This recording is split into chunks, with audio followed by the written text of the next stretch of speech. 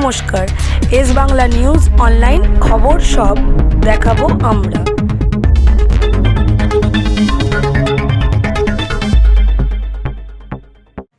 আপনাদের সকলকে বলি, আমি 365 দিন এখানে থাকি।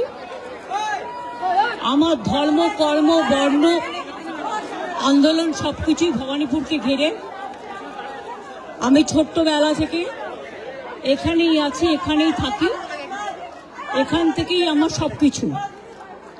এবং তাই ভবানীপুরের মানুষদের আমার ধন্যবাদ, আমার নমস্কার, আমার সালাম, আমার জয় জিনেন্দ্র ভালছো বলে, সত শ্রী আকালজি বলে সবাইকে নমস্কার নমস্তে জানিয়ে, আপনাদের সকলকে অসংখ্য ধন্যবাদ জানিয়ে আমি আমার নমিনেশন যেমন ফাইল করলাম, আমি চাই আমার ভবানীপুর কেন্দ্রের সাথে সাথে 294টা কেন্দ্রেই আমাদের তৃণমূল কংগ্রেস এবং জোড়া ফুল তাদের প্রত্যেকটা প্রার্থীকে ভোট দেওয়ার জন্য আমি বাংলার মানুষকে অভিনন্দন জানাবো। কারণ সরকার আমরাই গড়ব। আমাকে আজকেও প্রোগ্রামে যেতে হবে, এখান থেকে বেরিয়ে আমি বাড়ি হয়ে আরামবাগ গোঘাটের ওখানে প্রোগ্রাম আছে, বলাগড় পান্ডুয়ার ওখানে প্রোগ্রাম আছে, দুটো একসাথে, মানে বর্ডারে শ্রীরামপুরেও প্রোগ্রাম আছে।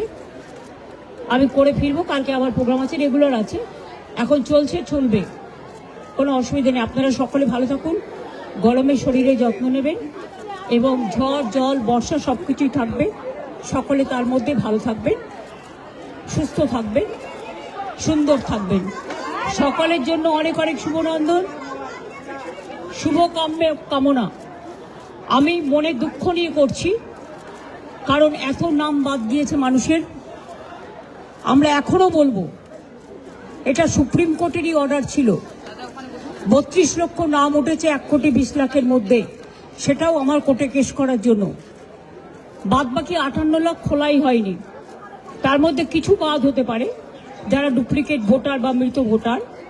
বাদ বাকি এমনকি অ্যাডজুডিকেশনে যে 27 লাখ কয়েক হাজার বাকি আছে, 50,000 60,000-এর মতো, তাদের ভোটাধিকার দেওয়া উচিত বলে আমি মনে করি। পরে নাম তুলে কি হবে? তারা তো ভোটটা দিতে পারবে না। সুতরাং এটা তো সুপ্রিম কোর্টেরই অর্ডার ছিল। যারা অ্যাডজুডিকেশন আছে তারা জেনুইন ভোটার এবং তাদের ভোটটা তোলা উচিত। এটা সুপ্রিম কোর্টই বলেছিল যে তারা ট্রিব্যুনালে বাদ বাকি লোকেরা যাবেন এবং ট্রিব্যুনালে সেটেলড হবে। তাহলে ফ্রোজেন করে দেওয়ার মানেটা কি? এটা আমার মাথায় ঢুকছে না। আমরা এটা নিয়ে আবার যাব, আবার বিচার চাইব।